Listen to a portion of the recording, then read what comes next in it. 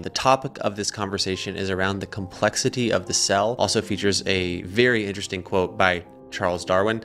That being said, let's dive in. Let's do it. Darwin and folks in his day didn't know much about the cell. Right. They had crummy microscopes. It looked like a little piece of jelly. And they knew nothing about molecules. And we now know that life... Tiny and elementary also meant simple to them. So, yes, so biologically that's simple. correct. All so right. like Jello or a jelly, they thought it might just bubble up from the sea.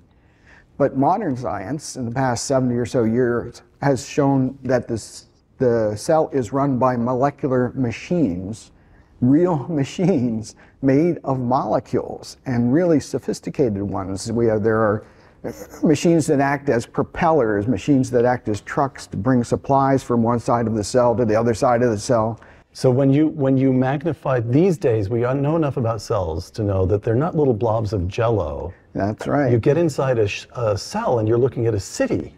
Yeah, pretty much. Yeah, that's right. It's got electrical apparatus, it's got vehicles, it's got information, it's got all sorts of things. And the problem with irreducible complexity is, if you think about it, machines are made of different parts. Say a lawnmower. It's got a blade, it's got a motor, wheels, stuff like that.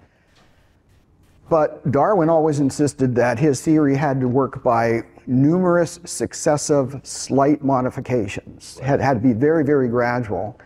But if you try to build a machine like a lawnmower or a mousetrap, I like the mousetrap because that's so simple, even I can get it in my head. Yeah, right. Just think of a mechanical mousetrap. It's got a number of different pieces.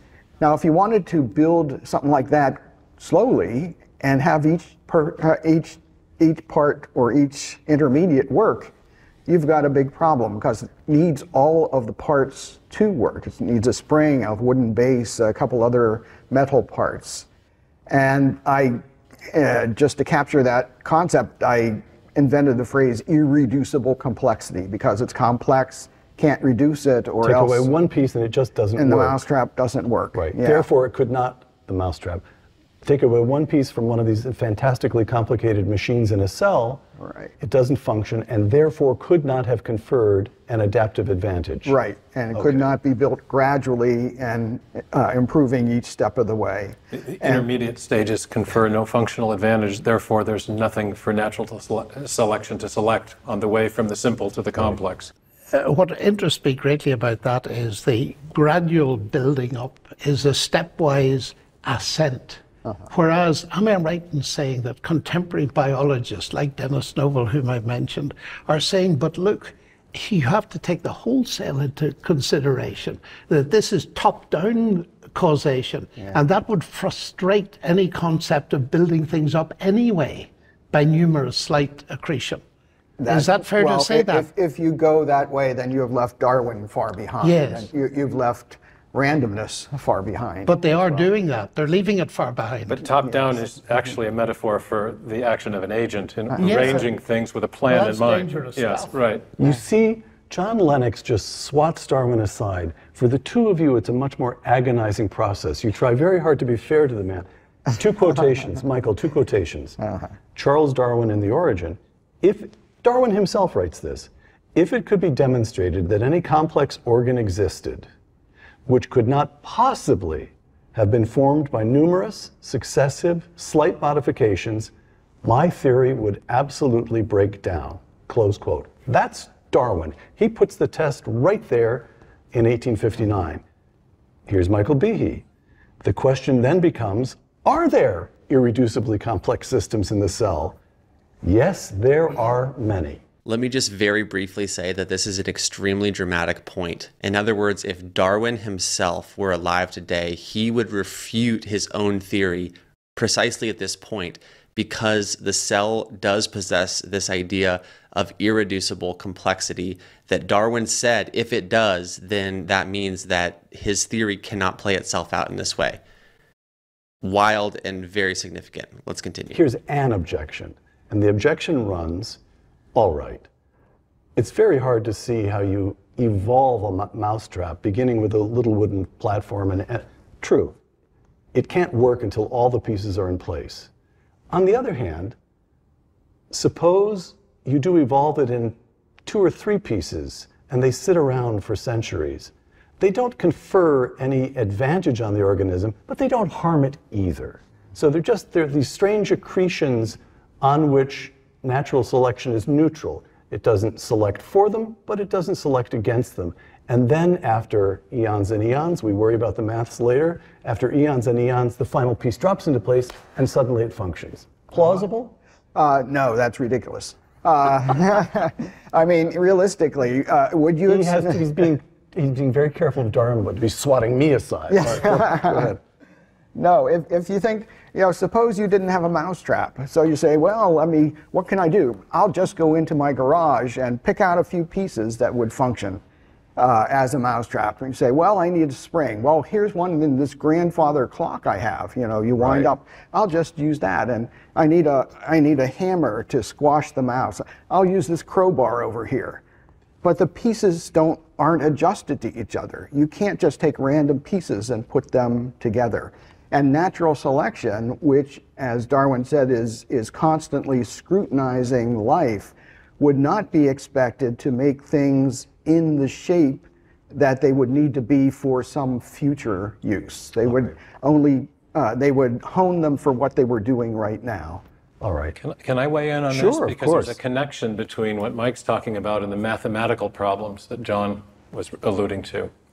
And that is that in these actual systems, these nanomachines that Mike has made famous through his work, for example, the bacterial flagellar motor or the ATP synthase, one's a rotary... This man has made the flagellar motor a rock star. Well, he kind of has. He kind of has.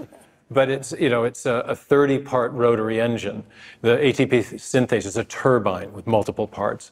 But the parts are made of proteins. And proteins are in essence, the toolbox of the cell. They perform specific functions in view of their three-dimensional shapes. So they make the parts of molecular machines. They function as enzymes to catalyze reactions at super fast rates. They help process information. But if you were to build a system like the flagellar motor, you need 30 proteins that fit together in an integrated fashion. But that requires genetic code. Each one of those proteins requires a long stretch of genetic information to build the protein. And so what you're talking about is not just, some bent hammer or something sitting around doing nothing. You're talking about a need for genetic information that is sufficient to overcome these long odds against building the protein in the first place. So it'd be like, to change the metaphor slightly, a gigantic haystack the size of the North American continent, and you're only allowed to search 1/1037th of the continent, maybe a tiny little square of Southern California.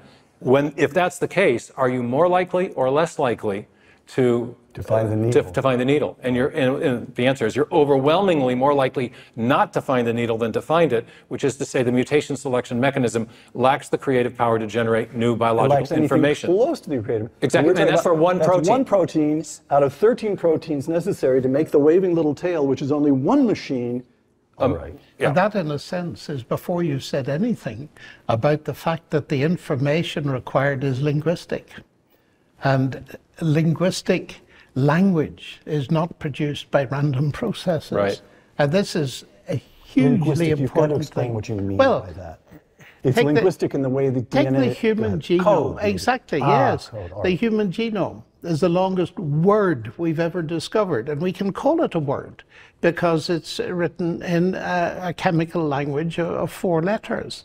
And all those letters, strung out like a computer program, have got to be in the right order, otherwise it breaks down. I mean, most programs, if you change a letter, that's the end of the program. So we're dealing with something absolutely gigantic in terms of probabilities before we even think of the extra complexity that arises through the folding of the proteins and all the epigenetic information that's been discovered in recent years. That's then information beyond DNA that controls how the lower level information is used. Bewildering in its complexity.